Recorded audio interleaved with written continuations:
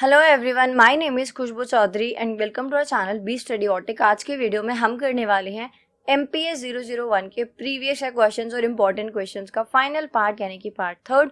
So video को and तक देखिएगा। अच्छी लगी तो लाइक शेयर कमेंट करना बिल्कुल मत भूलना और इसी वीडियोज़ के लिए हमारे चैनल को भी सब्सक्राइब करो।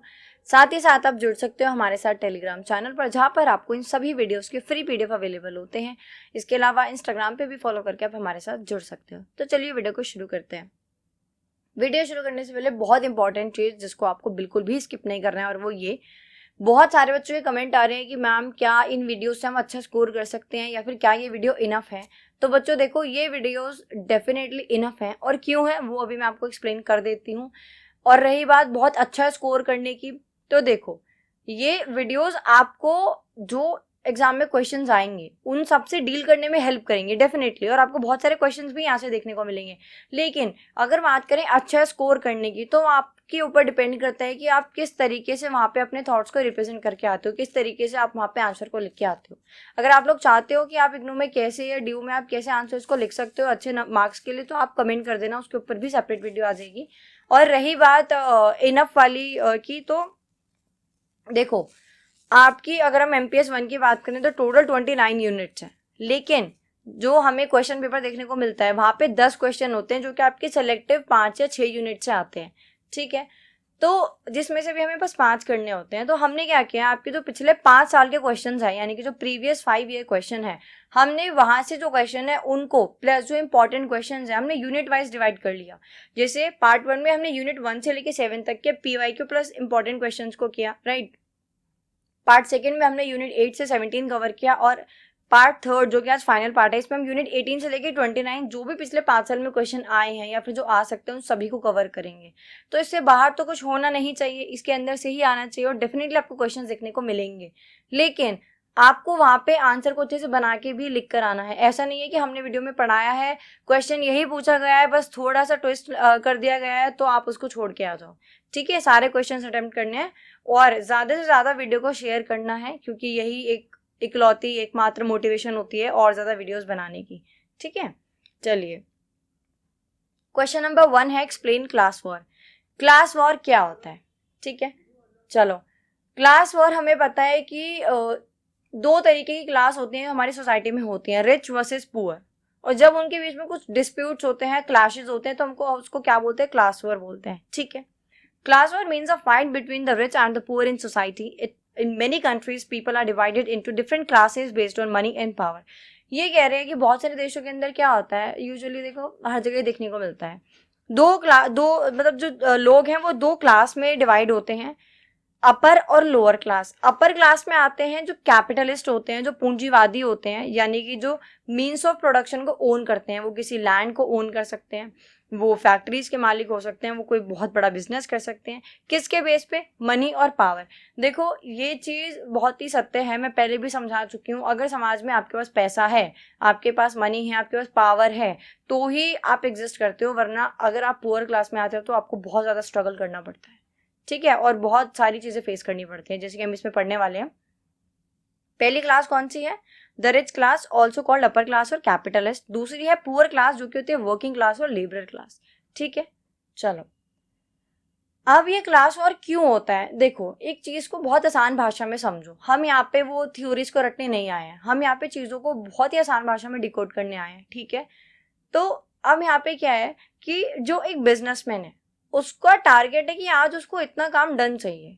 जो भी एम्प्लॉयज काम करते हैं वो उन सबको टास्क दिलवा देगा कि हर किसी का ये टास्क है, हर किसी को इतना काम करना है। उसको नहीं फर्क आपके सर में दर्द है या आपको कम पैसे मिल रहे हैं, आपको काम करने का मन नहीं है, आपको कहीं बाहर जाना है, नहीं, उसको उसका टारगेट कंप्लीट करवाना है एट एनी कॉस्ट।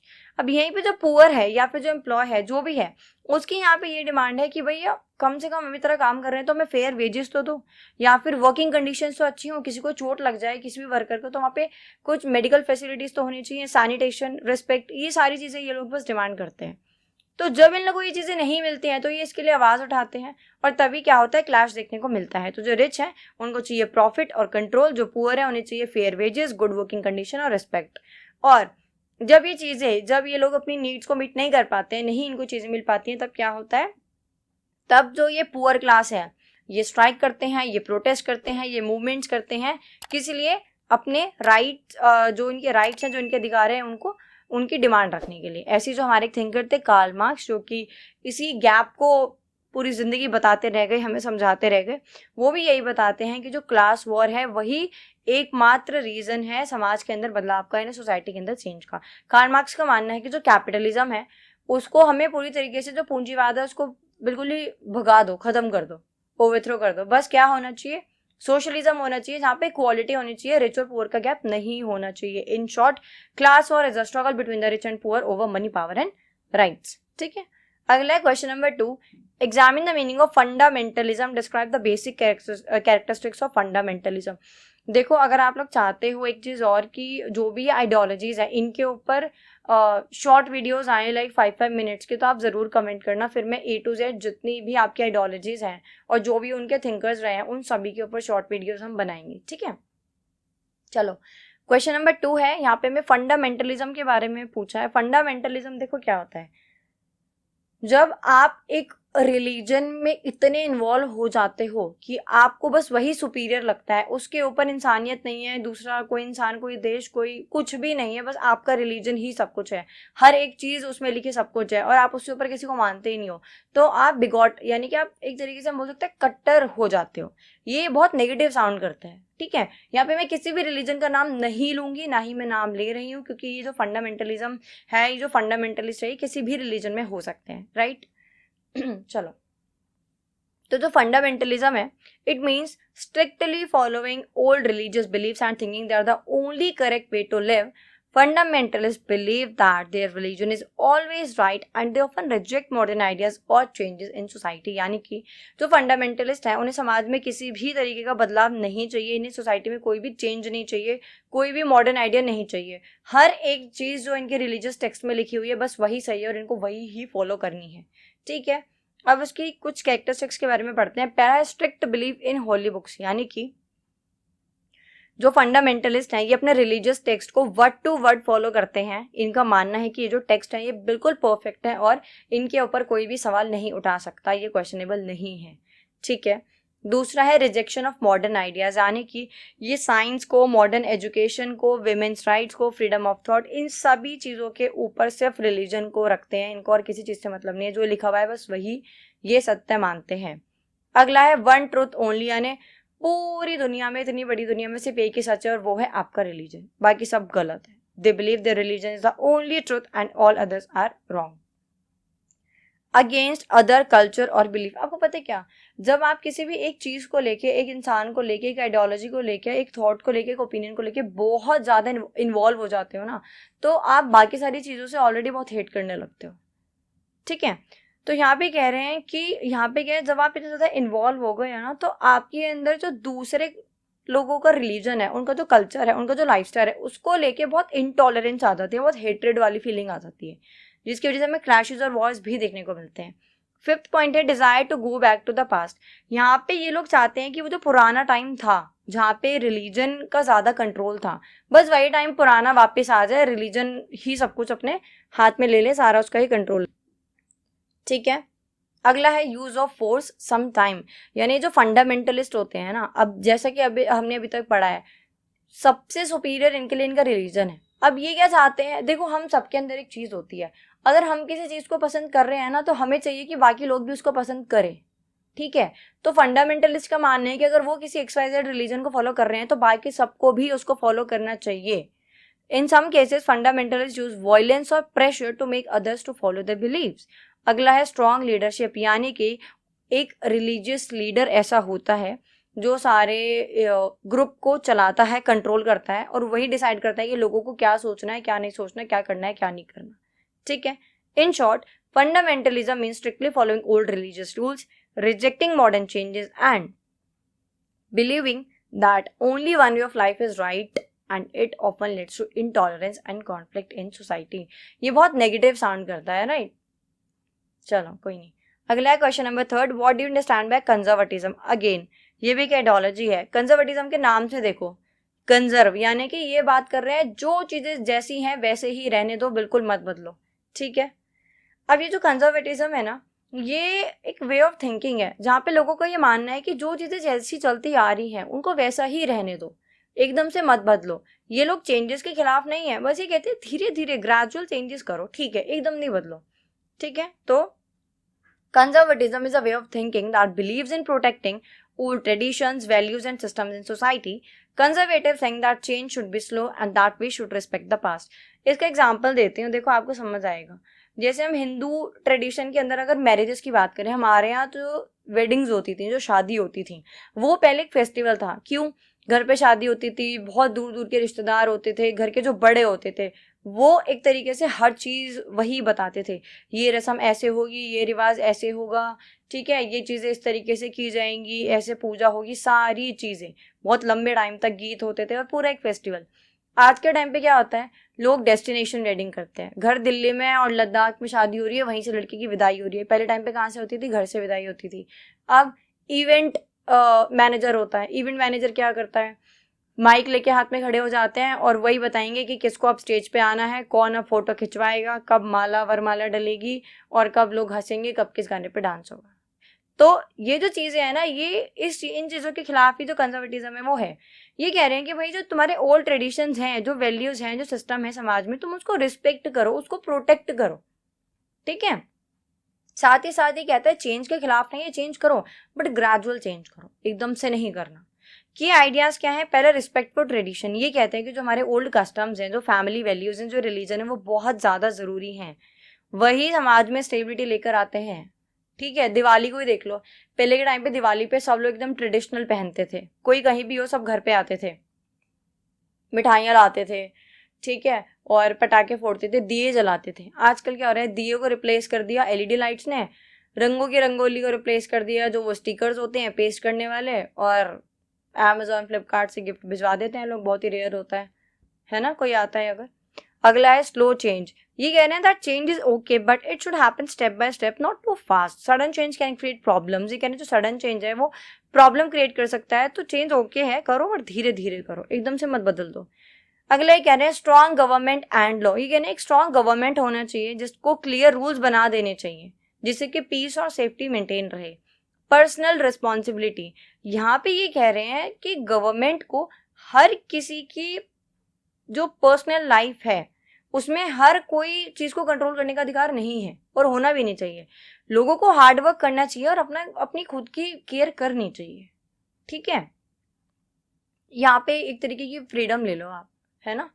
अगला है in short conservatism means keeping and respecting old values and traditions and changing things slowly. It believes that past systems have worked well and should be protected to keep society stable and peaceful.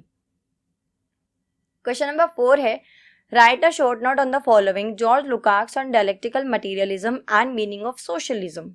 ठीक है, पहला है George लुकाक्स on dialectical materialism. बहुत आसान भाषा में समझते हैं इसको।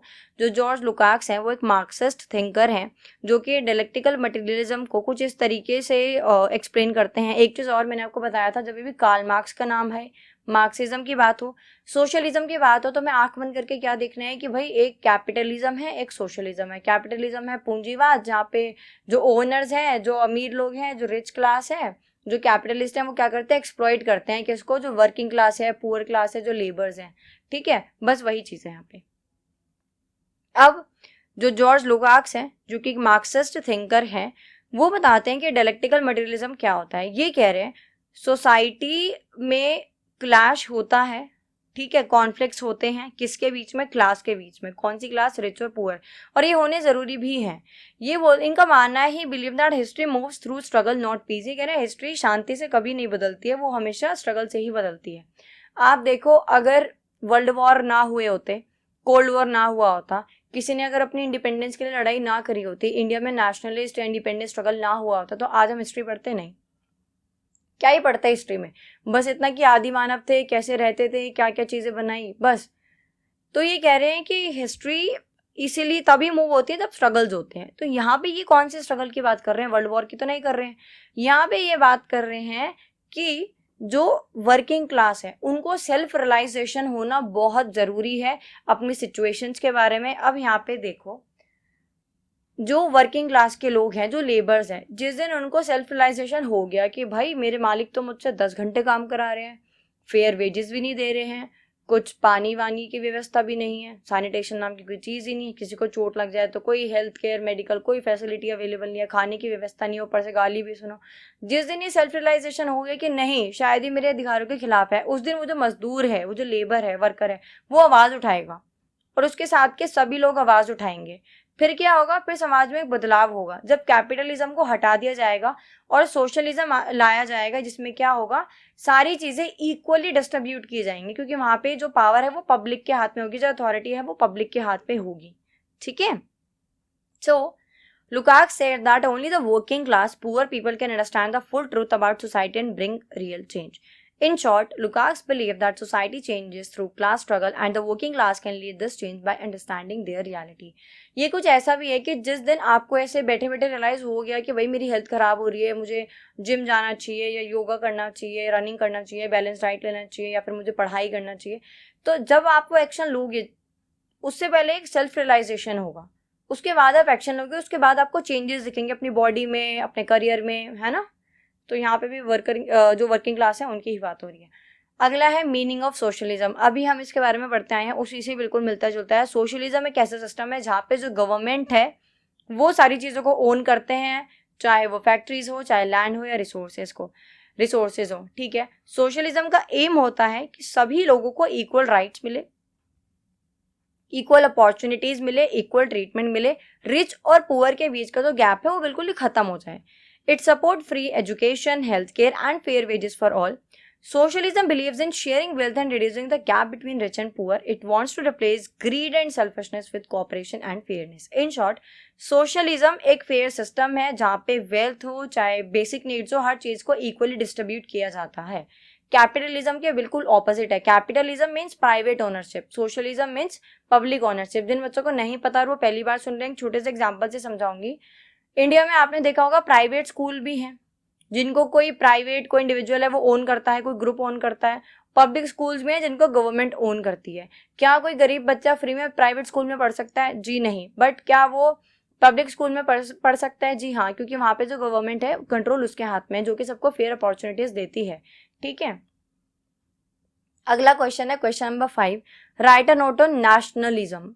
ठीक है, चलो नेशनलिज्म को भी हम पॉजिटिव नेगेटिव साइड दोनों पढ़ेंगे, क्योंकि अगर लिमिट में हो तो देश के लिए अच्छा है, लिमिट से ज्यादा हो तो देश के लिए खतरा भी बन सकता है या औरों के लिए खतरा बन सकता है। नेशनलिज्म का मतलब क्या होता है? Nationalism means love and pride for your country and wanting to make it strong and free.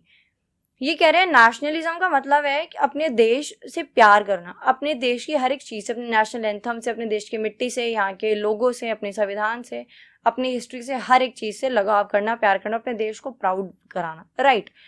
एक कंट्री के अंदर जितने भी लोग रहते हैं, इंडिया के अंदर हिंदू मुस्लिम सिख ईसाई या यादव राजपूत जाट गुजर या पंडित ब्राह्मण जो भी हैं, वो सब सेम हिस्ट्री ही यहाँ पे शेयर कर रहे हैं, सबका सेम ही इतिहास रहा है, क्योंकि हमारे भारत का वो इतिहास रहा है। और जब हम इसके ऊपर प्राइड ऐसे ही करते हैं ना, तो ये होता है नेशनलिज्म। ठीक है। What do nationalist want? क्या चाहिए इनको? इंडिपेंडेंस फ्रॉम फॉरेन रूल, यानी फॉरेन रूल से आज़ादी चाहिए। सेम नेशन के अंदर जो भी लोग रह रहे हैं उनके अंदर यूनिटी होनी चाहिए, एकता होनी बहुत ज़्यादा ज़रूरी है। Respect and progress for then country, हमें अपनी कंट्री को सर्व करना चाहिए, ग्रोथ का हिस्सा बनना चाहिए और अपने देश को हमें रिस्पेक्ट करना चाहिए। पॉजिटिव और नेगेटिव साइड देख लेते हैं। पॉजिटिव साइड यही है कि helps people fight for freedom, कि नेशनलिज्म की ही भावना रही होगी और थी, जिसकी वजह से जो हमारा देश आज के टाइम पे आज़ाद है, जो नेशनलिस्ट थे उनका बहुत ज़्यादा कॉन्ट्रीब्यूशन रहा है। इसके अलावा brings unity among citizen, nationalism की भावना रहती है, राष्ट्रवाद की भावना रहती है, तो लोगों के बीच में एकता रहती है। Encourage development and national pride, अगर आप डॉक्टर बनते हो, टीचर बनते हो, लॉयर बनते हो, पुलिस में जाते हो, आप कुछ भी करते हो तो आप सिर्फ खुद को या अपनी फैमिली को नहीं, आप पूरे देश को सर्व कर रहे हो। आप पुलिस बन के, डॉक्टर बन के 1000 लोगों की जान बचा रहे हो। आप एक टीचर बन के हजारों, 10,000 20,000 बच्चों को पढ़ा रहे हो लाइफ टाइम में, यानी आप देश को बहुत सारे अच्छे बेहतर लोग दे रहे हो। ठीक है। वही नेगेटिव साइड ऑफ नेशनलिज्म क्या होता है can cause hated for other nation. ये देखो फंडामेंटलिज्म से इसको रिलेट करो, वहां पे भी जब आप बहुत ज्यादा रिलीजन में इन्वॉल्व हो गए तो आपको औरों के प्रति ना ऐसे द्वेष वाली भावना आ जाती है। द्वेष वाली भावना समझ रही हो, कि बस मैं ही सुपीरियर हूँ, मेरी मान्यता जो मेरे बिलीव्स ओपिनियंस है वही सुपीरियर है और बाकी सब क्या है, इंफीरियर है। यहाँ पे भी वही है, यहाँ पे जब आप ऐसे प्रो नेशनलिस्ट बन जाते हो ना तो बाकी सबसे आप बहुत नफरत करने लग जाते हो। May led to war and violence, जिससे फिर हमें वॉर और वायलेंस भी देखने को मिलता है। कैन इग्नोर द राइट्स, और साथ में माइनॉरिटी ग्रुप्स को जो राइट है उनको भी यहाँ पे इग्नोर किया जाता है। एग्जाम्पल देख लेते हैं। Indian freedom movement was a result of strong nationalism. Many countries in Africa and Asia became free due to nationalist movement। अगर इंडियन मूवमेंट की बात करें, इंडियन फ्रीडम मूवमेंट की, या फिर अफ्रीका या एशिया में जो बहुत सारी कंट्रीज हैं वहाँ पे जो मूवमेंट हुए हैं नेशनलिस्ट मूवमेंट, वो सब आज़ादी के लिए हुए थे, तो वो पॉजिटिव मूवमेंट्स हैं। ठीक है। Famous leaders Mahatma Gandhi, Subhash Chandra Bose, Bal Gangadhar Tilak and other supported Indian nationalist. ये कुछ नेशनलिस्ट हैं जिन्होंने भारत में बहुत अपना योगदान दिया है, भले आज़ादी हो या फिर कुछ भी। इन शॉर्ट, नेशनलिज्म एक आइडिया है जहाँ पे आप अपने देश से, देश के लोगों से प्यार करते हो, सपोर्ट करते हो और अपने देश की आज़ादी के लिए, सक्सेस के लिए औरों से लड़ते हो। ठीक है। अगला क्वेश्चन है question number 6। Explain the concept of multiculturalism and it's critic. Multiculturalism समझ रहे हो, मल्टी यानी बहु और कल्चरिज्म यानी संस्कृतिवाद। ठीक है। सो मल्टीकल्चरिज्म का बहुत सिंपल सा मतलब है जब आप अलग अलग कल्चर, रिलीजन, लैंग्वेज, ट्रेडिशन के लोगों को रिस्पेक्ट करते हो और सबको राइट्स देते हो। इंडिया की अगर बात करें, इंडिया के अंदर अलग अलग कल्चर, रिलीजन, लैंग्वेज, ट्रेडिशन के लोग रहते हैं, सभी के पास इक्वल राइट्स हैं। अगर आपके पास यहाँ दिवाली मनाने का राइट है तो क्रिसमस मनाने का भी है और ईद और गुड फ्राइडे मनाने का भी है। ठीक है। So multiculturalism means accepting and respecting different cultures, religions, languages and traditions within one country। की आइडियाज देख लेते हैं। पहले तो डाइवर्सिटी इज गुड, ये कह रहे हैं, आपने पढ़ा भी होगा 6th क्लास की जो पॉलिटिकल साइंस की एनसीईआरटी है उसमें पहला ही चैप्टर है, दूसरा चैप्टर है, वहाँ पे हमने देखा है, नहीं 4th चैप्टर में ही देखा है, समीर 1 और समीर 2 की कहानी में, यूनिटी इन डाइवर्सिटी, है ना, विभिन्नता में एकता। कि इंडिया के अंदर अगर आप देखो, अगर मैं बहुत छोटे लेवल पे यूपी की बात कर लूँ तो हर कुछ किलोमीटर के डिस्टेंस पे आपको कोई नई बोली सुनने में मिल जाएगी, कोई नया कल्चर देखने को मिल जाएगा, है ना। तो कह रहे हैं डाइवर्सिटी इज गुड, अलग अलग कल्चर के लोग कितने प्यार से यहाँ पे रहते हैं और सभी को सब इक्वली रिस्पेक्ट करते हैं। अगला है इक्वल राइट्स, यानी everyone no matter their culture और background should have the same right और फ्रीडम। यहाँ पे देखो फर्क नहीं पड़ता है कौन किस कल्चर से है, किसका क्या बैकग्राउंड है, सभी के पास फ्रीडम है, सभी के पास सेम राइट्स है, इक्वल राइट्स है। ठीक है। Cultural expression, it means people should be free to follow their custom, dress and speak their languages। देखो, अगर आप पहाड़ी हो, आप गुजराती हो, आप मराठी हो, आप राजस्थानी हो, आप पंजाबी हो, आपका जो अटायर है आप उसको पहन सकते हो, आप अपनी ट्रेडिशनल ड्रेस पहनो, आप अपने फेस्टिवल्स बनाओ, अपने कस्टम, रिचुअल, नॉर्म्स को सेलिब्रेट करो, आपको कोई क्वेश्चन नहीं करेगा, है ना, क्योंकि आपके पास यहाँ पे आज़ादी है। अगला है गवर्नमेंट रोल। जो गवर्नमेंट है उसको भी यहाँ पे हेल्प करना चाहिए जो माइनॉरिटी के कल्चर है या उनके जो राइट्स है उनको प्रोटेक्ट करने में। एग्जाम्पल है, जो देश हैं, जो कंट्रीज हैं, जैसे कि इंडिया, कनाडा और ऑस्ट्रेलिया, ये कुछ ऐसे देश हैं जो कि प्रमोट करते हैं मल्टीकल्चरिज्म को और रिकॉग्नाइज करते हैं बहुत सारी लैंग्वेजेस, रिलीजन्स और ट्रेडिशंस को। इंडिया में देख लो कितने सारे रिलीजन हैं, ट्रेडिशन है, कितनी सारी लैंग्वेज लोग बोलते हैं, है ना, कस्टम, रिचुअल, नॉर्म्स। अच्छा, अब इसके कुछ क्रिटिसिज्म भी है। क्या क्रिटिक्स हैं? Lack of unity. ये कह रहे हैं कि क्रिटिक्स ये कहते हैं कि जब आप बहुत ज़्यादा अलग अलग कल्चर के ऊपर फोकस करते हो ना तो आप उसको डिवाइड कर देते हो, क्योंकि मैंने आपको समझाया था कि बहुत ज़्यादा इन्वॉल्व होने का मतलब क्या है, दूसरों के प्रति हेट्रेड वाली फीलिंग। तो यहाँ पे अगर आप बहुत ज़्यादा ऐसे बांट रहे हो ना कि कल्चर अलग है फिर भी यूनिटी है, तो वहाँ पे कहीं ना कहीं लोग अपने आप को सुपीरियर दिखाएंगे, अपने कल्चर को बड़ा दिखाएंगे, तो उससे क्या होगा, वो ऑलरेडी वहाँ पे डिवाइड हो जाएंगे। So critics says too much focus on different cultures can divide people instead of bringing them together. No common identity, इसका मतलब है it may weaken a shared national identity if people don't feel united as one country। इसका example दूं, मान लो आप Australia में गए हो, वहाँ पे किसी फॉरेनर ने आपसे पूछा, आप 3-4 लोग हो, ठीक है, कि आप कहाँ से आए हो, तो आपको क्या बोलना चाहिए, हम इंडिया से आए हैं। लेकिन अगर आप पहले ये बोल देते हो कि नहीं मैं तो पंजाब से आया हूँ, मैं पंजाबी हूँ, मैं मराठी हूँ, मैं राजस्थानी हूँ, मैं यूपी से आया हूँ, मैं, तो आपने पहले ही क्या करा, आपने पहले ही एकदम ना एक डिवीजन सा कर दिया। लेकिन सही क्या होगा, जब आप बोलोगे कि नहीं हम सब इंडिया से आए हैं, हम सब इंडियंस हैं, है ना, जब आप अपनी कॉमन आइडेंटिटी उनको बताओगे। ठीक है। अगला है कल्चरल कॉन्फ्लिक्ट।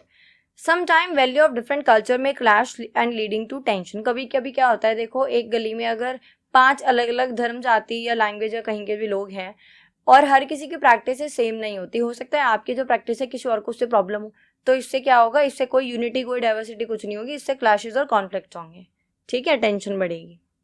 अगला है एनकरेज सेपरेशन, और फिर क्या होगा, जो ग्रुप्स हैं फिर वो सेपरेटली रहने लगेंगे, which reduces social harmony. In short, multiculturalism is about living together with respect for all cultures while it supports diversity and equal rights. Some critics say it can create division and weaken unity. देखो हर चीज के pros and cons होते हैं, तो multiculturalism बहुत अच्छी चीज भी है, बट कहीं ना कहीं 5% ये डिवीजन भी लेके आ जाता है, ठीक है। अगला क्वेश्चन है question number 7, right a note on fascism. Fascism जब हम सुनते हैं तो आप हिटलर को याद कर सकते हो, ठीक है। फैसिज्म एक ऐसा पॉलिटिकल सिस्टम है जहाँ पे कोई एक लीडर या फिर जो एक पार्टी होती है उसके हाथ में सारा कंट्रोल होता है, वहां पे लोगों के पास कोई अधिकार नहीं है। अगर हिटलर ने, या फिर छोड़ो आप कोई एक लीडर ले लो, उसने अगर कह दिया कि ये काम ऐसे नहीं ऐसे होगा, तो जनता की राय से कोई फर्क नहीं पड़ता, एग्री है डिसएग्री है, नहीं वो काम वैसे ही होगा, ठीक है, डिक्टेटरशिप ही मान लो। So fascism is a political system where one leader और one party has total control over everything and people are not allowed to disagree. Main features हैं, पहला एक स्ट्रॉन्ग लीडर होगा, एक डिक्टेटर होगा, कोई डेमोक्रेसी नहीं है, कोई फ्री इलेक्शंस नहीं है, लोगों को गवर्नमेंट को ओबे करना ही पड़ेगा, सेकंड ऑप्शन ही नहीं दिया ना भाई। अगला है यहाँ पे जो लीडर है वो फोर्स का इस्तेमाल भी करेगा लोगों को डराने के लिए और कंट्रोल में रखने के लिए। अगला नेशनलिज्म, अगेन वही वाली चीज आ गई, extreme love for the country often with hate for others. मतलब आप अपने देश को लेकर इतने पागल हो जाओ कि आपको और किसी से मतलब ही ना रहे, ना वहां के इंडिविजुअल से भी ना रहे, बस देश। कोई यहाँ पे फ्रीडम ऑफ स्पीच नहीं होती, कोई यहाँ पे फ्रीडम ऑफ प्रेस नहीं होती। बिलीव्स क्या होते हैं फैसिस्ट के, पहला the country is more important than individual people, वही वाली चीज आ गई। हिटलर को याद कर सकते हो यहाँ पे, ठीक है, फिर से बोल रही हूँ, नीचे लिखा भी है देखो फेमस एग्जाम्पल में। चलो वापस आओ थर्ड पे, तो ये कह रहे हैं दैट कंट्री ज्यादा इंपॉर्टेंट है वहां के इंडिविजुअल से, military strength is very important, enemies should be crushed and minority and weak people are often treated badly। वही वापस वो नाजी पार्टी वाला समय आ जाओ, जर्मनी में आ जाओ, तो उसका एग्जाम्पल बहुत अच्छा रहेगा यहाँ पे। तो यहाँ पे क्या होता है कि कंट्री मैटर करती है, कंट्री की बाउंड्रीज, कंट्री का नाम मैटर करता है, उस पर रहने वाले लोगों से कोई फर्क नहीं पड़ता, मरने दो जीने दो जो कर रहे हैं, है ना। मिलिट्री बहुत ज्यादा इंपॉर्टेंट है, एनिमीज को क्रश करना है, वही वाली बात आ गई ना कि अपनी कंट्री से अपनी बाउंड्री से इतना प्यार है कि दूसरों को खत्म कर दो, या तो वो कंट्रोल में आए हमारे, नहीं तो हम उसको क्रश कर देंगे। माइनॉरिटीज और वीक पीपल को तो बैडली ट्रीट करेंगे ही फिर ये लोग, ठीक है। अगला है फेमस एग्जाम्पल, हमने देखा था ना उस टाइम पे क्या हुआ था, जो वीक पीपल थे, जो माइनॉरिटीज थी, उनको ब्रेड्स तक नहीं मिल रहे थे, उनके साथ कितनी क्रुएल्टी हमें वहां पे देखने को मिल रही थी, ठीक है। अगर आपने हिस्ट्री पढ़ी होगी तो पढ़ी ही होगी, जाहिर सी बात है। फेमस एग्जाम्पल देखते हैं, Benito in Italy and Adolf Hitler in Germany, right. Problems क्या है फैसिज्म के साथ, पहला people lose their freedom and rights, यहाँ पे लोगों के पास कोई आज़ादी कोई अधिकार कुछ नहीं होता है, अपनी जिंदगी वो जी ही नहीं रहे होते हैं। अगला है it can lead to violence war and cruelty, क्योंकि डिक्टेटरशिप है तो जो डिक्टेटर का मन करेगा वो करेगा, उसको किसी से कोई फर्क नहीं पड़ता। आप अगर अगेंस्ट जाओगे, खिलाफ जाओगे, तो वो आपको मरवा देगा या फिर बहुत ही क्रूएल, बहुत ही टॉर्चर आपको फेस करना पड़ेगा। Minorities, women and the poor often suffer, और हमेशा की तरह माइनॉरिटीज, विमेन और पुअर को यहाँ पर भी सफर करना पड़ेगा। वाई इज फैसिज्म डेंजरस, अभी हमने इतनी चीजें पढ़ी हैं और अभी भी ये क्वेश्चन कि क्या ये डेंजरस है, क्यों ये डेंजरस है, right. Because it kills democracy, spreads hate and gives too much power to one person और ग्रुप। डेमोक्रेसी का नामो निशान नहीं है, किसी के पास कोई अधिकार नहीं है, कोई आवाज नहीं है, सिर्फ नफरत फैलानी है, और एक इंसान को सारी दुनिया की ताकत दे दो तो ये डेंजरस ही है। In short, fascism is a system where one leader has full control and people must follow without question. It takes away freedom and often leads to fear, violence and war. ठीक है।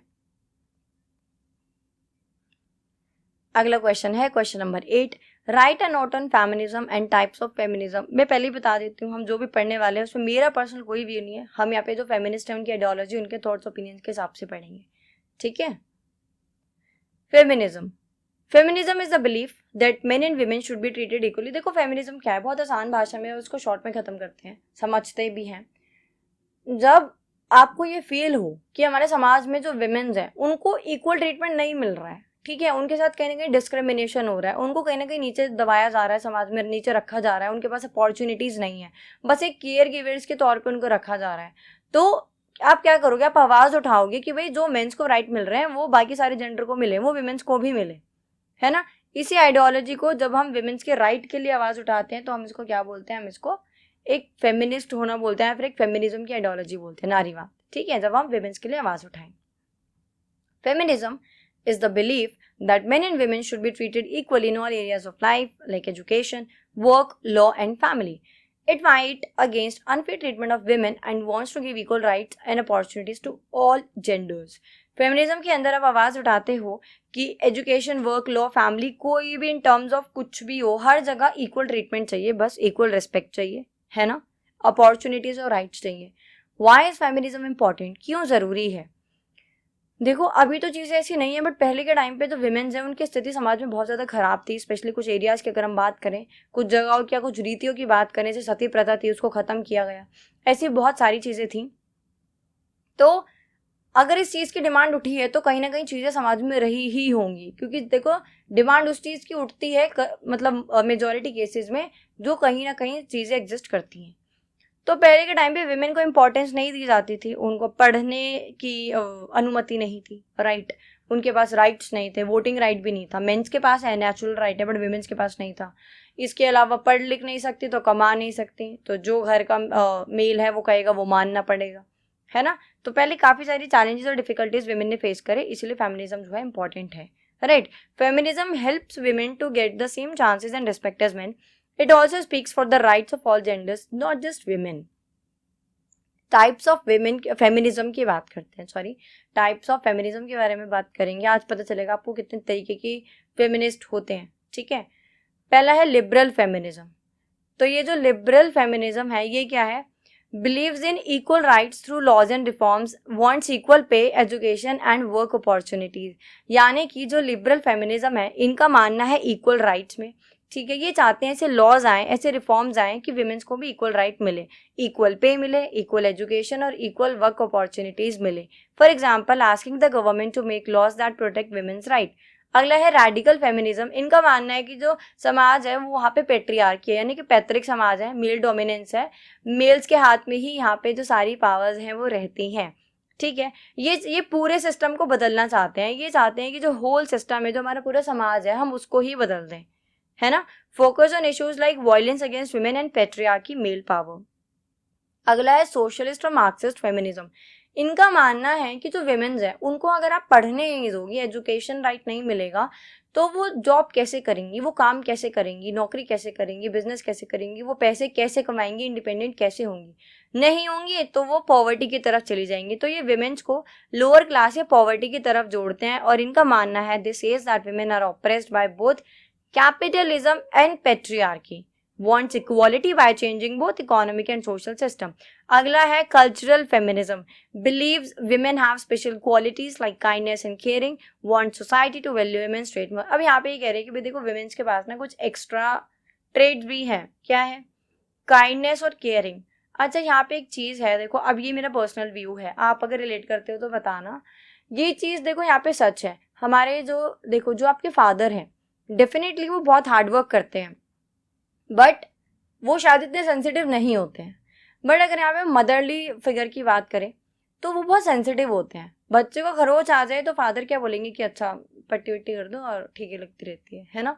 Mother के आंसू आ जाएंगे, वो आपकी इतनी care करेंगी, ये खा लो बेटा, ऐसे बैठ जाओ, ये मत करो वो मत करो, है ना। कहीं ना कहीं काइंडनेस और केयरिंग तो है।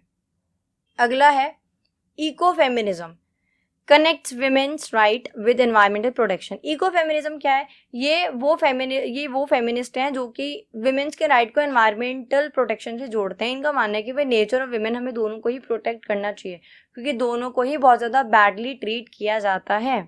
In short, feminism is about equality for all genders, especially giving women the same respect, rights and freedom as men. Different types of feminism have different ways to reach that goal. ठीक है। Question number 9 है write a note on following pacifism and communitarianism. Pacifism यानी शांति वाली approach, और कम्युनिटेरियनिज्म यानी जो समाज को ऊपर रखते हैं, ठीक है। दोनों इंटरेस्टिंग है, देख लेते हैं। लास्ट क्वेश्चन है, पैसिफिज्म क्या है? पैसिफिज्म का ये मानना है कि वायलेंस और वॉर हमेशा गलत होते हैं। आप प्यार से भी, अहिंसा के रास्ते से भी चीज़ों को सॉल्व कर सकते हो, रिजॉल्व कर सकते हो, पीस से भी चीज़ें सॉल्व हो सकती हैं, right? Pacifism is a belief that violence and war are always wrong and that problems should be solved through peace and non-violence. Pacifists believe in peaceful solutions, not fighting. They say killing or harming others is never right. किसी को मारना है, नुकसान पहुंचाना है, किसी भी चीज़ का निष्कर्ष नहीं होता है, सोल्यूशन नहीं निकलता है। आप प्यार से भी चीज़ों को सॉल्व कर सकते हो, ठीक है? पैसिफिज्म में हमेशा बात करते हैं टॉकिंग, अंडरस्टैंडिंग और काइंडनेस के बारे में। महात्मा गांधी और मार्टिन लूथर किंग जूनियर ये कुछ एग्जाम्पल्स हैं जो इस आइडियोलॉजी को फॉलो करते थे, and it is based on love, forgiveness and respect for all life, ठीक है? कम्युनिटेरियनिज्म इंडिविजुअलिज्म के ऑपोजिट है। इंडिविजुअलिज्म में हम एक व्यक्ति को सबसे ऊपर रखते हैं, एक इंडिविजुअल के राइट, उसकी अपॉर्चुनिटी, उसकी फ्रीडम, उसकी लिबर्टी और अपॉर्चुनिटी, इनके बारे में बात करते हैं। कम्युनिटेरियनिज्म में हम कहते हैं कि भाई कम्युनिटेरियनिज्म यानी कि समाज भी कुछ है जो कि सबसे ऊपर है, ठीक है? So communitarianism is a belief that a person's identity and values come from the community they live in, not just from themselves. देखो, ये कह रहे हैं कि आपकी पहचान सिर्फ आपसे नहीं, आपके समाज से भी है ना? कुल मिला के आसान भाषा में जो कम्युनिटेरियनिज्म है, ये आइडियोलॉजी आपके चीज के ऊपर है कि भाई आप एक समाज से बिलोंग करते हो। आप कोई अच्छा काम करोगे, आपका पूरा समाज गर्व करेगा। वहीं आप कोई बुरा काम करोगे तो आपका पूरा समाज जो है शर्म से सर झुक जाएगा, है ना? अगर मान लो जो गीता फोगाट, बबीता फोगाट है, वो जब मेडल लेके आई तो सबसे पहले नाम उनका आया और उनके देश का आया, फिर उनके स्टेट का, उनके गांव का, उनके परिवार का और उनके जो जाति है, जो समाज है, उनका, ठीक है? तो आप जाति से अलग नहीं हो, आप जाति का ही हिस्सा हो। It says that community and social responsibilities are very important. People को पीपल यानी कि लोग, ठीक है, राइट, ठीक है? चलो, ये कह रहे हैं people should think not only about their own rights but also about the good of the whole group. लोगों को सिर्फ अपने बारे में नहीं सोचना चाहिए, उनको सबके बारे में, पूरे समाज के बारे में सोचना चाहिए। It supports local tradition, culture and shared values, ठीक है? साथ ही साथ ये इंडिविजुअलिज्म के बिल्कुल खिलाफ है।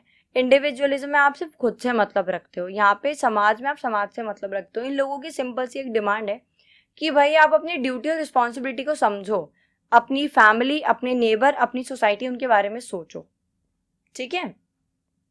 आपका एक अच्छा काम उनका सर ऊंचा कर सकता है और आपका कोई गलत फैसला उनका सर नीचा कर सकता है। आजकल लोग होते हैं ना जो खुद से मतलब रखते हैं, समाज से कोई मतलब नहीं है, परिवार से कोई मतलब नहीं है। भाई आप एक समाज का हिस्सा हो, मानो या ना मानो, तो आपको उसको प्राउड फील कराना है, आपको उसके बारे में भी सोचना है। In short, pacifism is always choose peace and never violence. Communitarianism, community comes first, not just the individual, ठीक है? मेरा गला थोड़ा खराब है तो उसको अवॉइड करना। That's all for today. I hope आपने पूरी वीडियो देखी, आपको अच्छी लगी और आप हमें सपोर्ट करना चाहते हो तो आप हमें सुपर थैंक्स भेज सकते हो। इसके अलावा हमारी मेंबरशिप जो कि बहुत ही रीजनेबल है, उसको ज्वाइन कर सकते हो। और वीडियो को ज़्यादा से ज़्यादा शेयर करना क्योंकि एग्जाम बहुत पास है, ठीक है? तो बहुत सारे बच्चों तक ये वीडियो पहुंचनी चाहिए। मिलते हैं अगली वीडियो में। Till then, be study ought.